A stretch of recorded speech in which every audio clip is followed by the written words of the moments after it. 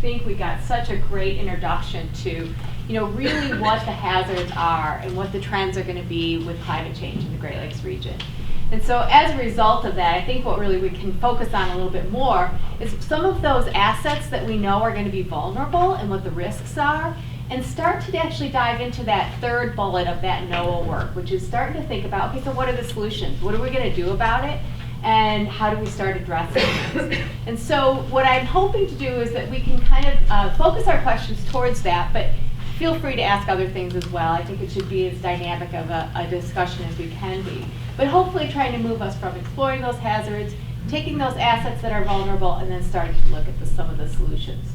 So I would throw out to all the panels as a way to actually even get this started, is to really ask each one of you what you see as kind of a easy, low-hanging fruit solution to protect some of those assets that we have. So it may be a solution to address a community planning issue, or agriculture, fisheries. You can pick anything you want, Kim, since you've had the whole basin. And Anthony, you could do whatever you want to. So whoever wants to go first, we'll just use that as a starting off point.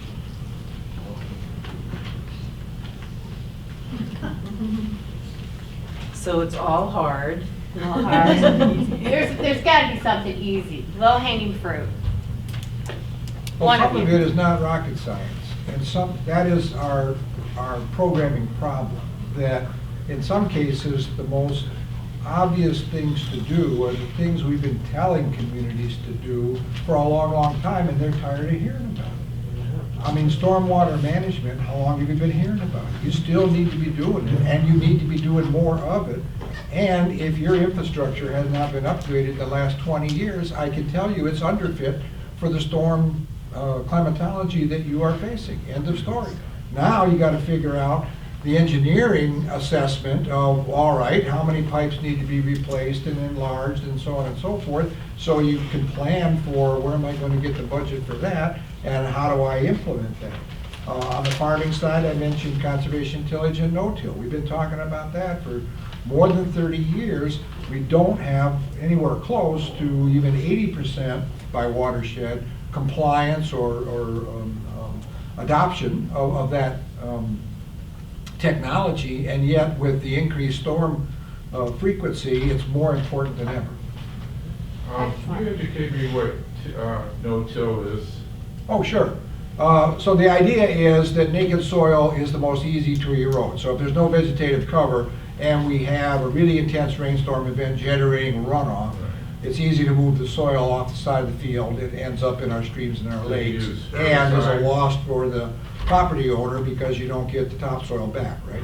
So conservation tillage attempts to keep some of the residue of the previous season's crop in the field, but is not as complete a cover as no-till, which we leave all. If you grew corn, you'll drive by and see 10 to 12 inch high corn stubble in the spring, and they're planting this year's crop through that existing biomass residue of the previous growing season.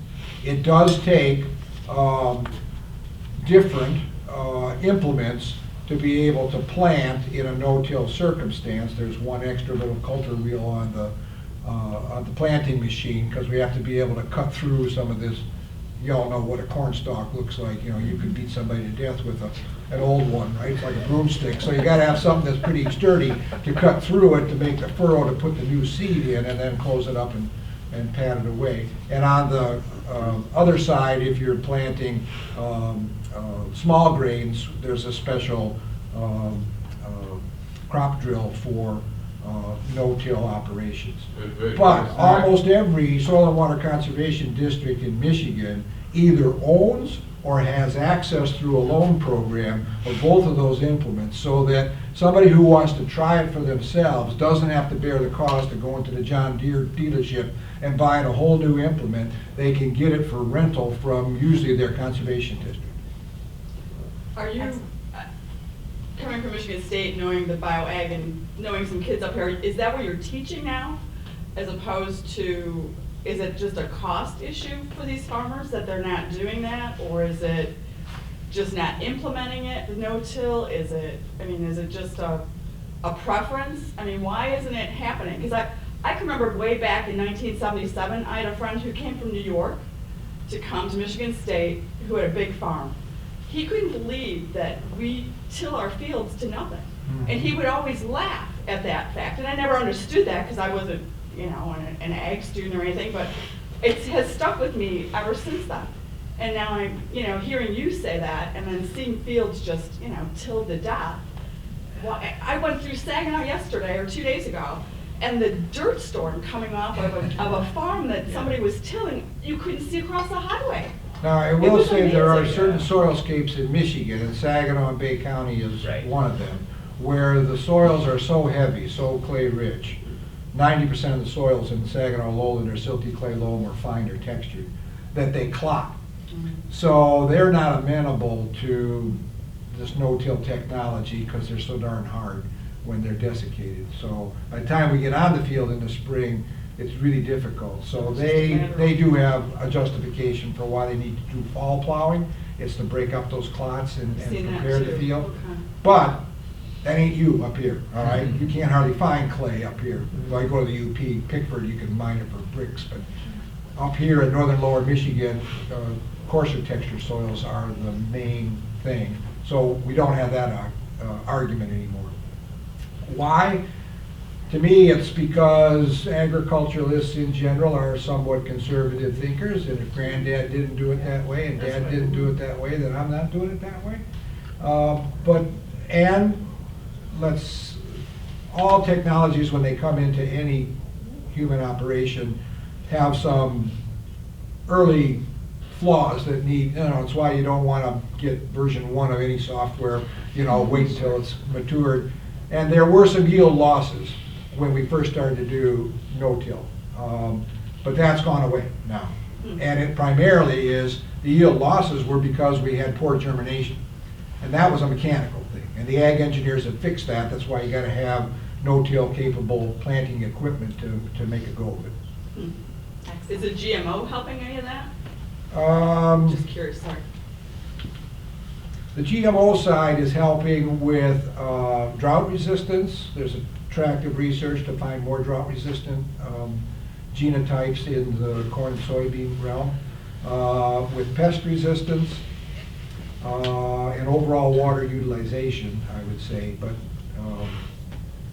But none of that has to do, you know, anything with the soil, holding the soil. So. Thank you. Okay, right behind you, Renata, do you have a question? No, that's okay. Oh, okay. Thank you. Okay. So going back to what you mentioned, Dave, about the stormwater, for example, how we've been preaching that already for, you know, years, and it's kind of convenient that it's also good for climate change. But a related example is wetlands, okay? Because, you know, I mean, we're killing off our wetlands. We have no wetlands left, I mean, comparatively speaking, on our Great Lakes coastlines and other coastlines, and they are nature's sponges, you know, I mean, and flooding. And so I wanted to segue and direct my question to Harry about what are you guys seeing in terms of, you know, solutions that are related? I mean, are we able to link the health of wetlands to climate change adaptation and potential mitigation, you know? Is this coming up? You know, I would hope it is in the work that you've been doing around the basin and, I mean, around the state, so. The short answer is yes. CZM has a way of funding similar studies with the same organizations over and over again. We've probably seen it in this room. But they've funded Central Michigan University, and now they're funding University of Michigan and mapping coastal wetlands. When there's an inundation of water inland, where does a wetland become a coastal wetland, and then when the water recedes, what happens to that former coastal wetland? So they're doing more mapping of that. In terms of preserving those wetlands, that still remains to be seen. But I think we're going back to the information technology side, I think we're mapping our resources a lot better than we used to and understanding how it works. Now comes the policy side, and I don't think we've gotten a solution or anything to that yet, outside of what we've been preaching for a while. Right. Yeah, I would submit that that's part of that larger conversation too. Yeah, I think at least what we've seen is that when we have experts at the table, neutral experts at the table can go a long way in informing the community and convincing them to do certain things. At the same time, I see this larger national narrative of distrust the source. Facts don't matter, or we have our own facts. So I'm always curious how we see this future happening, because we've been fortunate to have, University of Michigan and Michigan Tech, and everyone on this panel is representative of all that expertise working with local communities, which can be so helpful. But I just worry that the messenger is getting lost nowadays in this political climate. So I think that's something we're going to have to think about in terms of how we message our discussion and how we talk about things too. Yeah. Excellent. Yeah, you're welcome to ask a question. Well, I was gonna. The original prompt you gave us was, "What's the low-hanging fruit?" Yes. And when I think about specifically this region and the things that I've been watching over the last 15 years or so in terms of what's been successful, it's been efforts that have that are mixed benefit and locally felt. Right? For instance, dam removal on the Boardman is a mixed benefit. There's many different benefits. You could argue about the value of each of them, but the combination of all of them makes a compelling case. Where the only strong constituent against it is money. Right? So the cost of something, especially if you can find multiple people to bear it from grants and other things, and not solely rely on one funding source, I think that sort of, the things that the only constituent is the only defending constituent is that it's expensive, become the easy ones to take care of. That's the same thing's true with any sort of stormwater infrastructure. I mean, you're successful because who opposes a bioswale, right? It's a little bit more expensive, or a green roof, or whatever. So identifying those things, as opposed to, much more difficult problems, are the fractured water landscapes that we have. Where you have people who are directly opposed to removing lake control structures because that benefits them in some real ways, even though that might, perhaps avoiding some of those less tractable problems that have strong defending constituencies, and identifying the ones whose cost is mainly, or whose defense is mainly that they're expensive. Yeah, that seems to be where progress is being made. those are great suggestions. Yeah, I agree. Kevin, And the people who specialize in conservation initiatives at the national level, getting things on the ballot, getting support for conservation funding, really work at understanding what drives people, what's important to them. And I think understanding that goes a long way towards getting people behind a project. So in Florida, they wanted to preserve open spaces, and it was all the scientists and policy people were promoting the Florida panther. And they talked to all the people in South Florida, and all they cared about was being able to drive their golf carts without being hit by a car. And so they made the initiative about open spaces to minimize traffic, and it passed overwhelmingly. So I think being able to tap into what it is that people care about is really important, because you're going to just be talking past people all the time. well, along those lines, when, like Anthony just mentioned, the lake control structures, those don't just show up. They have to go through a whole legal process, where that involves all the riparian property owners and a court order and all like that. So my question is there a way to have those structures mimic nature somehow that we could, has there been any thought towards, doing something with those that can mimic and at some times of the year let fish pass, or, I don't know, I'm just Yeah, trying to be creative, There are. Yeah, individual control structures are managed in ways specifically, if there was a concern about a particular species or something in terms of passage, they do manage them. Obviously, huge efforts are being taken to try and allow fish to pass, even dams that we're never planning on removing. But that's mostly that's not the cases. Those cases that there's clear benefits. Usually they're there are mechanisms, and the DNR does have some ability to actually go in and make things happen. I don't know exactly all the rules there, but I certainly know that does happen. Great. Anyone else want to add kind of low-hanging fruit, easy solutions? I can throw it out. So kind of piggybacking off of what Harry was talking about in his talk with not building houses too close to the lakes. I know FEMA either recently redid their flood maps or is currently in the process of redoing their flood maps. So one, just making sure that we're not building new homes and developments in floodplains, but also more than that, just thinking about our land use and developing that land in ways that aren't going to just compound these stormwater issues and whatnot. You build concrete surfaces and impervious surfaces that are not really helpful for soaking up that rainfall and whatnot. That really does not help us when we're trying to avoid flooding events and whatnot. So I think just really thinking about how we're developing new land based on the land use changes that we've already seen in the last century or so and the impacts that they've caused. Yes, sir. And fitting right in with that, that's something that exists within the existing regulatory framework, right? Land use planning and zoning and ordinances, as opposed to more complex things that require multiple jurisdictions and setting up new structures. Those types of things are much more difficult. Right, so it's taking advantage of existing rules and regulations and just updating them based on this new information that we have about climate change. And I think it was Harry or maybe all of you who talked about, the changing of precipitation.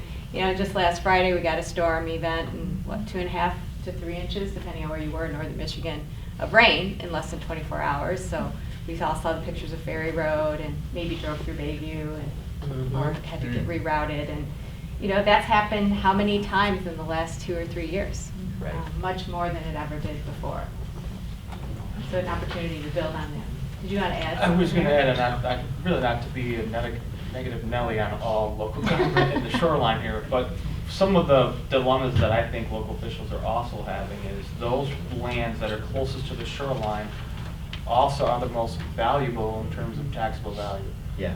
So we have a local official or a body or even the jurisdiction saying, if nothing happens for 20 years, do I weigh what's going to happen in 20 years versus the cumulative SCV value of 20 years for the community? So they're weighing different things. And I don't have a right or wrong answer to that, but that's part of their dilemma as well. So. I'm on the city council of Petoskey, so we're not faced with that particular problem. But I would say I don't know of any local governments that are advocating 10,000 square foot cottages along Lake Michigan. I think that phenomenon has been driven by people who have moved here recently who have no connection with northern Michigan other than it's a place to spend their new money. And I think one of the problems that we have is that there has been hundreds of years of a sort of modest way of living here that was nature-based and nature-appreciative. And now there's been, I think, historically a more recent influx of that big dollar that wants the bigger house and the paved driveway and all the amenities that they left downstate.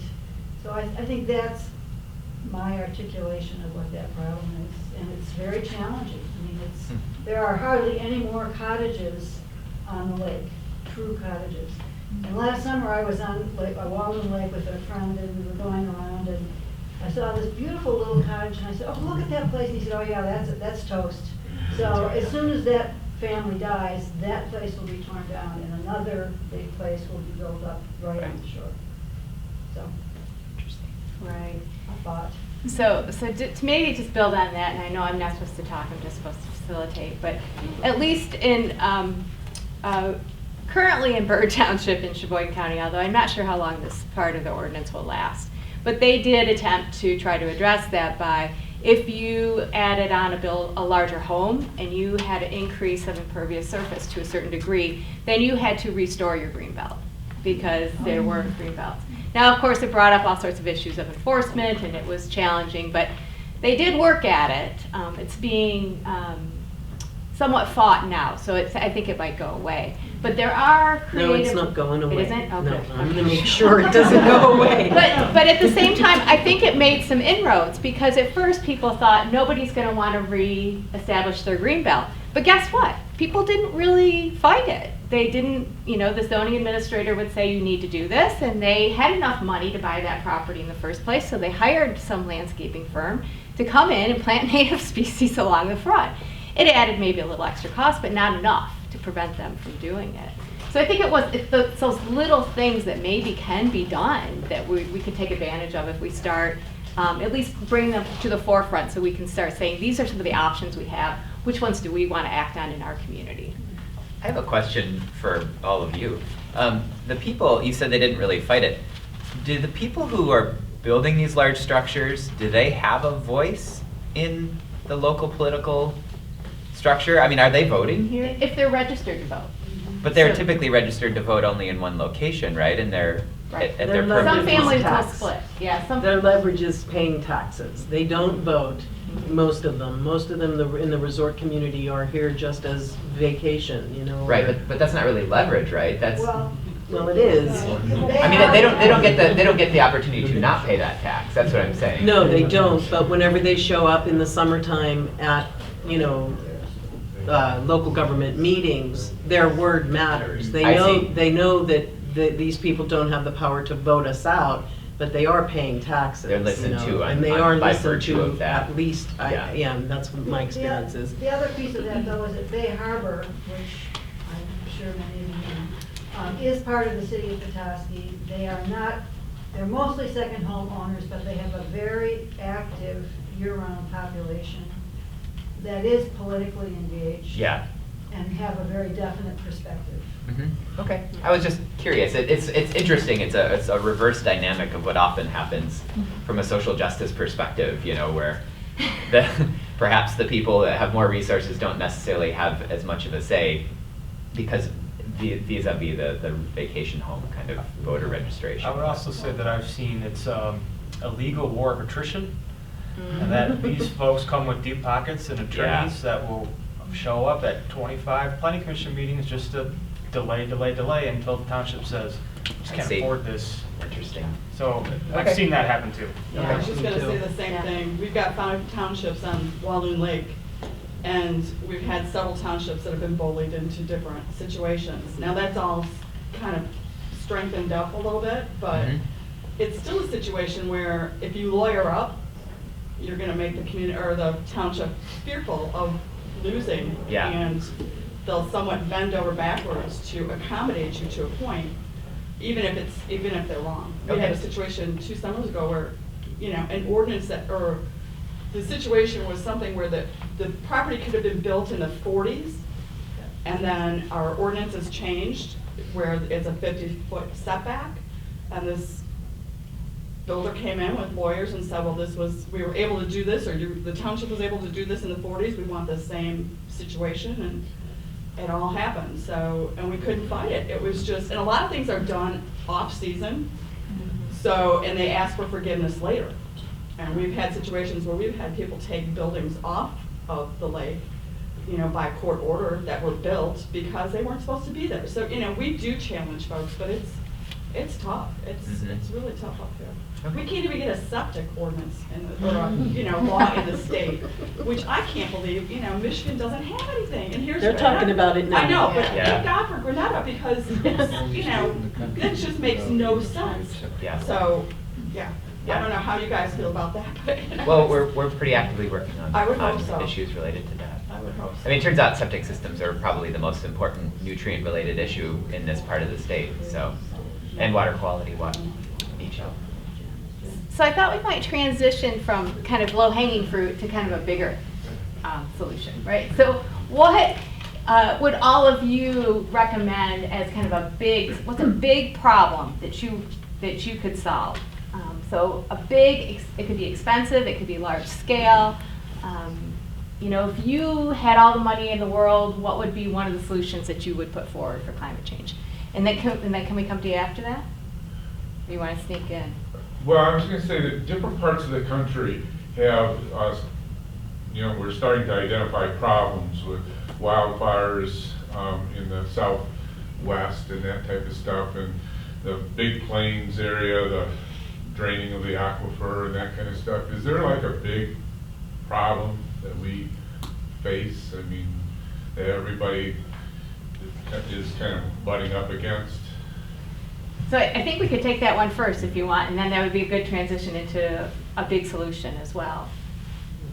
Yeah, from my perspective, it would be water use, and not the Great Lakes. You know, our first speaker correctly stated, you can't suck hard enough and long enough to impact the Great Lakes. It's just such a ginormous volume with such a high turnover rate that we're not terribly concerned about water use vis-a-vis lake levels. You know, it's that ET thing that is a far bigger gorilla than anything we do. But on the inland side, which puts it back in land use and property rights and all of that, it's water use. And as you saw by all of the presentations, we have some rather complicated and insidious outcomes from this changing climate that have already and are occurring. And our best guess is that most of them will get worse. But even if you stop there, they have already occurred. And if you want to be a wise steward of your natural resources, we need to begin to do stuff differently than we have done. Going back to the other hat I wore on the Water Use Advisory Council, Part 327 says that the regulatory environment is only with regard to a direct withdrawal from a lake and a direct withdrawal or groundwater withdrawal that affects a stream. The missing component out of the hydrologic cycle is, well, wait a minute, where the hell did the water in all these lakes come from that we so beloved? And while there are some bird bath lakes, which is what most civilians think of all lakes as, there aren't very many. Most lakes exist in Michigan because part of their water budget is groundwater fed. All right? So if you dig around with groundwater, you're going to dig around with lakes. And it'll either be lake levels or lake temperatures or both. And we have no regulatory environment currently to do anything about that under Part 327. So there's a legislative action. And every public survey that I can recall in the past 35 years, Michiganders have always said how much they love and care to protect their water resources, whether it's the Great Lakes, inland lakes, and streams and rivers. So now is the time to get busy about adding that. It was frankly just an oversight, and I will admit, a gap in our science understanding. We've had 2 subcommittees working on how in the hell would you protect lakes from groundwater influx changes due to pumping in the watershed, and we don't have a solution for it. And guess what? The low-hanging fruit here is we don't have good bathymetry maps for the lakes in Michigan. You know, we're still using the stuff that the DNR drew back in 1947 and 1955. It got digitized and is in your GPS unit now, but we have no state funding to go out and provide the bathymetry. And as you heard in Kevin's talk, it's the morphology of the lake that says a lot about its vulnerability to any of these changes. And from the standpoint of removing groundwater that is feeding part of the volume of that lake, whether there's a control structure there or not, we need to know what that lake is shaped like. Has it got some deep spots in it, or is it all pipe hand shallow? So for me, it's water. And it's not just fishes, by the way, it's drinking water too. While it's true that most people in Michigan drink surface water because of the big surface water systems in Grand Rapids in southeast Michigan, most places in Michigan are serviced by groundwater for their drinking water supply. And that's certainly true up here in northern Michigan. So it's both a drinking water issue as well as a water resource issue. To me, that's a big, big challenge. I mean, what would northern Michigan be without its water resources, right?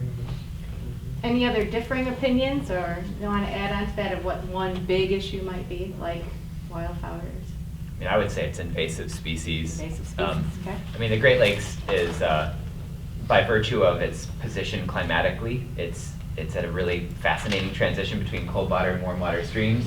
but also at the same point between largely deciduous and largely coniferous forests. It's got a huge range of soil and geologic types, which makes for all kinds of different ecological niches. And absent a pure desert environment, I mean, many of the world's ecological niches are present, which makes it a great place to invade. And so I think that's really it's one of the most invasive ecosystems on the planet. And I think that definitely affects all of us. Not maybe as much water, which is a lot of my concern, but in terms of how we use that resource and how the ecosystem uses it as well. Yeah, excellent. Any other thoughts? I would throw out infrastructure actually too, in the sense of we all have aging infrastructure in our small cities even, and the highways. And you see how big rain events, we can't handle them.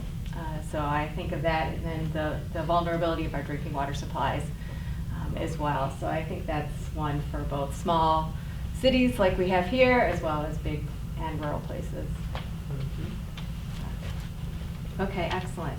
Okay, so we'll go back to that other big question I was trying to ask, which is if you had all the money in the world, or you didn't have any limitations, what kind of big solution would you fight for to help address climate change in this region? I know that's kind of a big question, but I'll do an example somewhere else so that you can all think. So I'm not sure if it's in Switzerland or France, to be honest, but in the Alps there is a glacier where it has a very intense winter ski season on this glacier. And I do have one picture of it. I didn't want to do PowerPoint, but I'll pass it around. And this glacier, like all the glaciers in the world, is receding extremely fast. And this one town, which I'm sorry, I don't know the name of, is retreating so fast that they're really worried about losing their main income, which used to be this really long ski season. And so they came together and they figured out the best way to actually solve this was to create a barrier that they put on in the summer to reduce how fast it is receding. So I'll just pass that around. It's a really out-of-the-box kind of a solution, and perhaps not one that we would want to use, but as more creativity that we have to use. They have these shades they're putting in the Great Barrier Reef, right, to protect the coral. Yeah. It's a very similar idea. So those are kind of big, different ideas. So I would just throw that out if all of you have ever thought of something about that, of what would be a big solution that we could keep in our back pockets to maybe inspire us as we think of even more doable solutions.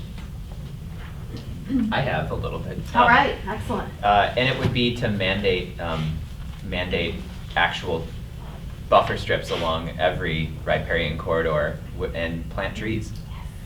Because shade, I mean, it goes along the same thing, right? The problem's incoming radiation. Groundwater is cold. Even in the summertime, groundwater in southern Michigan is cold enough to sustain cold water fisheries if you don't heat the water with sunlight.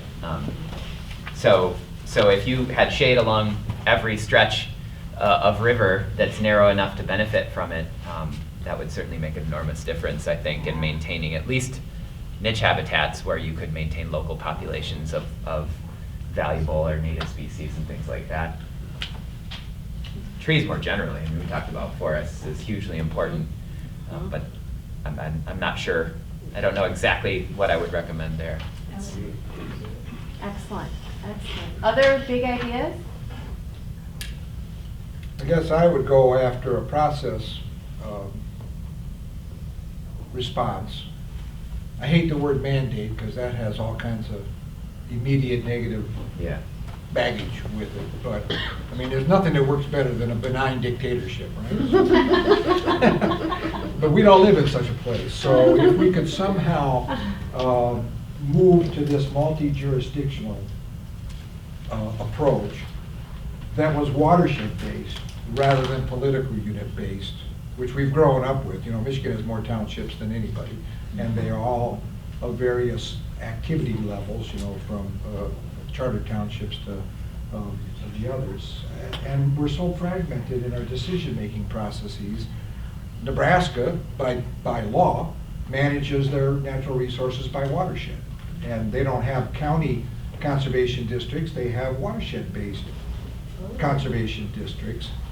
And it just eliminates so much of, they still have multi-jurisdictional problems because they have jurisdictional units within the watersheds, but everybody belongs to one or more watersheds if you're in county X or municipality Y and so forth. So if we could just make more effective use of multi-jurisdictional, because they all have roles to play. If you make a list, as we often do, of whose job is it in terms of protecting the water, you know, Corps of Engineers plays a role from the high water mark outward. You can't build a groin or anything without getting a permit from them. Wetlands, who are the most regulated thing in the whole world, right? It depends on where it is. Agricultural wetlands, that's NRCS doing the certifications.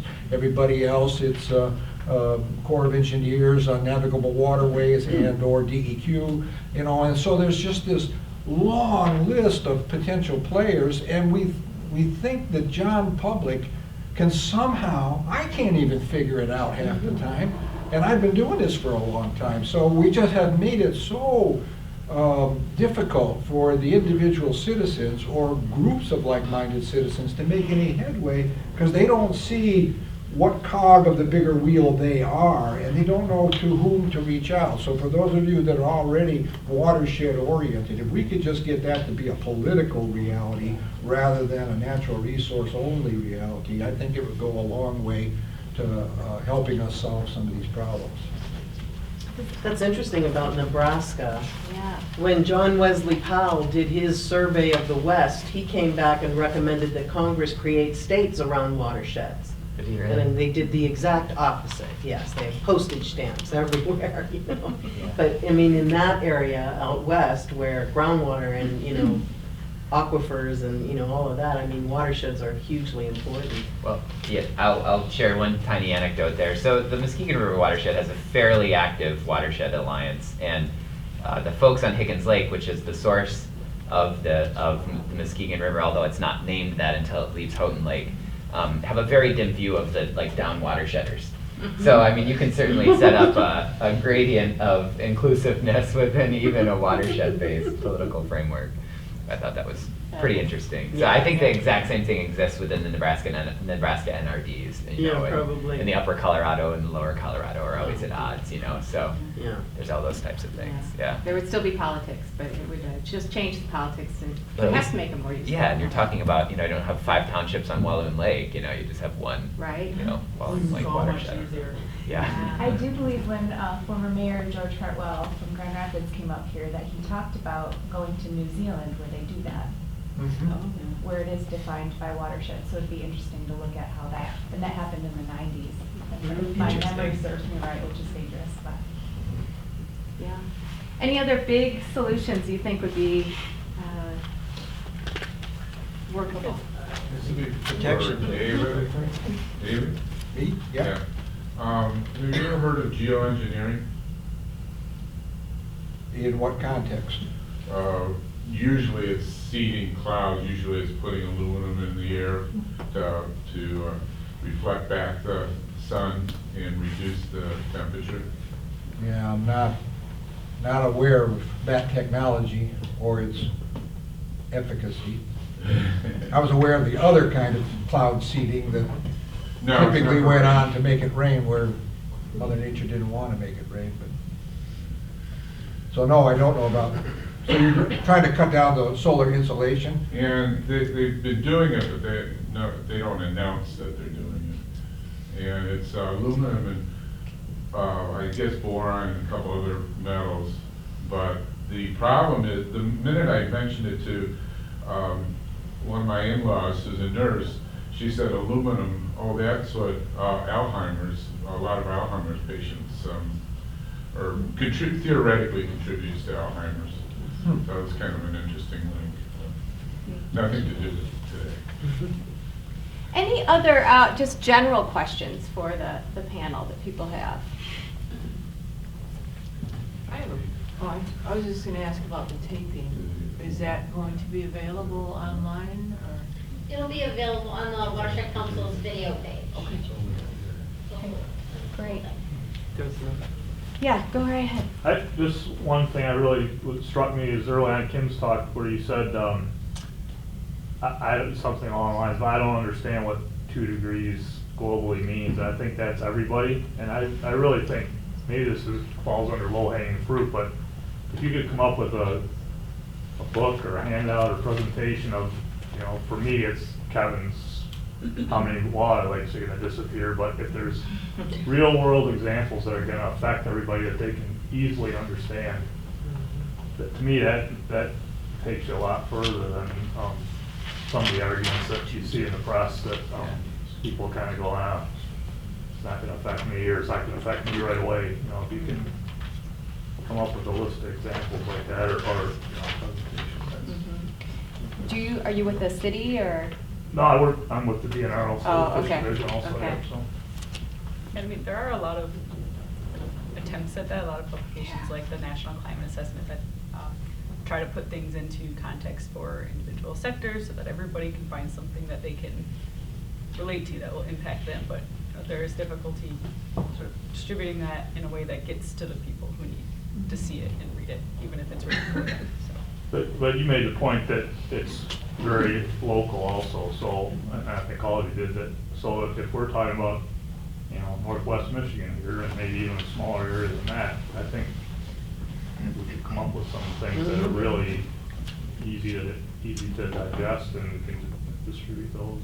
Yeah, we're going to come up with a plan that's focused on this region, this Right. 4-county service area, and we're going to be working with Harry closely, you know, because we're going to make sure we don't duplicate or reinvent the wheel. But yeah, I agree. I think there's plenty that we can do to educate and, you know, make some real changes. I just wanted to add to that, sorry. Because Kim, you started out at the beginning talking about communication and how that's so important. And this leads into just what you said is, you showed the slides about the increase in snow. And I can tell you, I know a lot of people would say, see, climate change doesn't exist, there's an increase in snow. But then, I think it said through everything, there's an increase in the freeze-thaw cycle. And there's more rain in the winter. So when you talked about the ski industry, you were talking about the downhill ski industry who can actually make snow. But our economy, especially in the UP and Northern Michigan, relies on snowmobiling, cross-country skiing. And Yeah, they I'm can't a make the cross-country snow. skier. So Yeah. it's the communication of bringing those two pieces together and getting that message out, and not just showing a slide that says there's going to be more snow. Because so many people, you know, they read the first bullet point, and that's all they hear, and then they go with that tagline. And so I just wanted to bring that up as to how to better bring that word about, because I see people, especially in the snowmobile industry, who are not engaging. They don't think it's a problem. They just think it's an existing trend right now. Well, the snowmobile industry is going to be really hard hit because lake ice is such an important component of navigability for long distance snowmobiling. And Well, this year, like, we had average snow, but their actual number of snowmobile days were way down. But if you look at the snow numbers weren't down, but, you know, we had all that snow in December, and then it got warm. And then they couldn't actually ever they used that snow for like 3 days, and then they couldn't use it again. So, yeah, how to get that into the economics of our recreation industry, I think would be important for this region. Yeah. Well, Kevin, why don't you go, and then we'll come back to your question, okay? You want, okay. No, you go ahead. So we've been talking about grand solutions or even low-hanging fruit to address things, and you know, there was an effort in the 70s to understand the big lakes up north, right, and to study them and to determine the effects of urban development of the north, the RAM project in the mid-70s, right? And the scientists involved with that concluded that the best thing they could do would be to work with people, because they could know everything there was to know about the lakes, but really it was human behavior that was going to be the big issue. We've known about climate change since the mid to late 80s, and there have been projections of effects on ecological systems since the since about that time, the early 90s is when a lot of that started. We've known conservation tillage and other agricultural BMPs have been around just as long or longer. Mhm. And so it seems to me that really we have a wealth of information about climate change, and we have a wealth of information about other things, but we don't understand well people and their decision-making and how we can change that. Because ultimately that's what really affects how each of these things gets manifested. So I think if we're going to spend the money, we need to invest more in understanding people and decision-making. So along those lines, I'd like to share with the group, the Watershed Council worked with Michigan State University Extension back in 2010 and the EPA, and we did 3 social indicator surveys in the Lake Charlevoix watershed, and it was the first time this EPA tool had been used in a pristine watershed as opposed to an impaired watershed.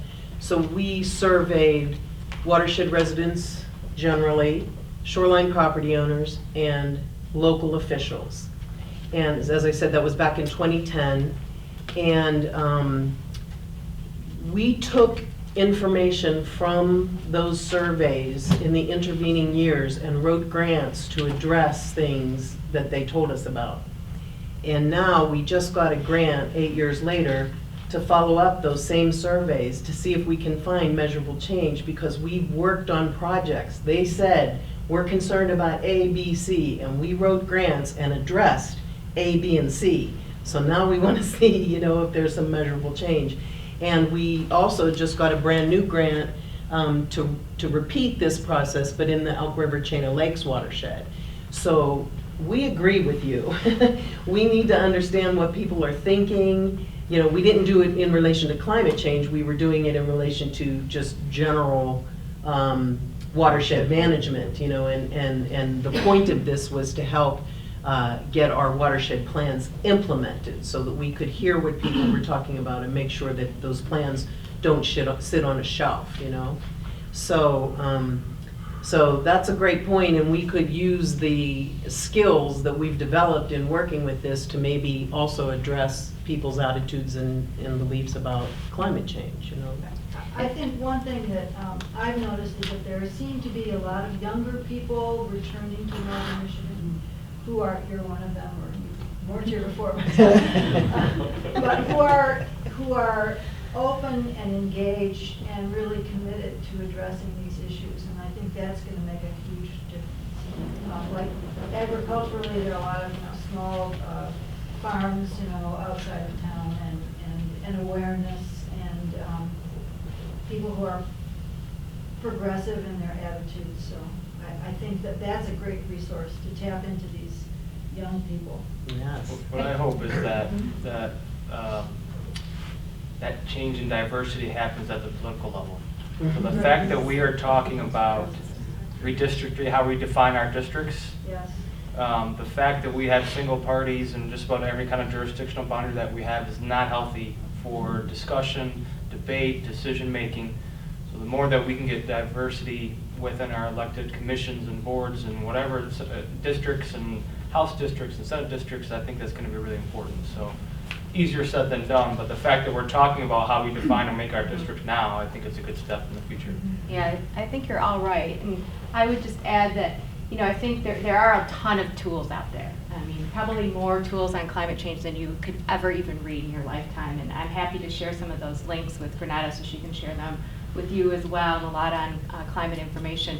But I think the key that Kevin and Granada and Emily and Kate have all said is that, and Harry, is the importance of really connecting with the people in the community, right? So that's going to be part of the problem solving, is with each group, you'll need to figure out what they see as the anecdotally what they're seeing as the trends, what they see as the problems, and then help guide them through the process with the right language. Yeah. I was going to go to Claire, and then I'll come back. back? No, Oh.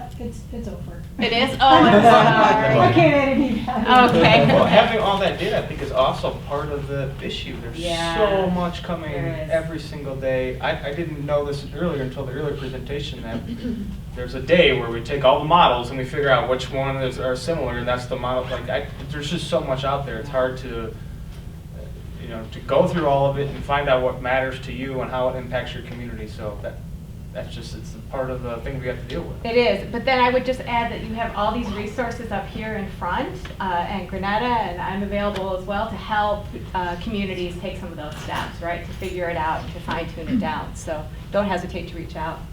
I have a question for Harry about the setbacks on the bluffs. It seemed like just an obvious solution to me is, and I wanted to know if it was legal or why it couldn't be done, is why isn't the setback from the high water mark and not the ordinary high water mark? And it seems like if you had a setback from the high water mark, then your building setback would always be, most likely beyond the flood zone. I mean, from what we've talked about is that's possible. I mean, you can do that within the zoning ordinance. It's really up to the local jurisdiction to do that. The way the DEQ defines it is the ordinary high water mark. That's, lakeward, that's theirs, landward, it's private property owners. So, but what the planning and zoning authority gives you is the authority then to go and do that locally, to change that locally. Has anyone done that you know of? Not that to that extent. Because, I mean, usually the setback's from that ordinary high water mark, but if you think about it, that's sort of crazy since that changes. So how can you have a setback from something that Right. fluctuates? I think that's a discussion that has now gone to the higher levels in my pedigree, and it keeps going to Lansing. I think that's part of this larger discussion that I hope that, we're fueling as part of this work, that maybe one day that will get, That'll reviewed. actually change. Yeah. You had a question right here. I worked in education for 40 years, and I see people old with white hair that one day were like you guys are now, younger, just younger, and my concern is if we don't educate kids that are in school now, and we don't reach out to them now, they're going to repeat the same thing that their parents knew and did. So I think it's really important, because take a 13 or 15-year-old or a 10-year-old, in 10 years, 15 years, they're going to be a voter. They're going to be sitting here just like you guys are. So I think it's very important to educate people, younger people, that are going to be taking over the next area. Even though we think that, well, we got to do something right now, we also have to plan not just for their future with the water, but we got to plan with the education to them. Because 10 to 15, 20 years from now, they're all going to be sitting in these rooms, and Larry's going to be gone, Kate and I are going to be out of here. Well, sooner than that. So I think it's really important to make sure we reach out to schools, and I know you guys are doing it at the Watershed Council, but I think it's important for the DNR, for all of you to reach out, because that is so important to educate that next generation. And there's so many things schools are covering now, from opiates, that you name it, that I think they lose track sometimes of Mother Earth. So that's my 2 bits on education.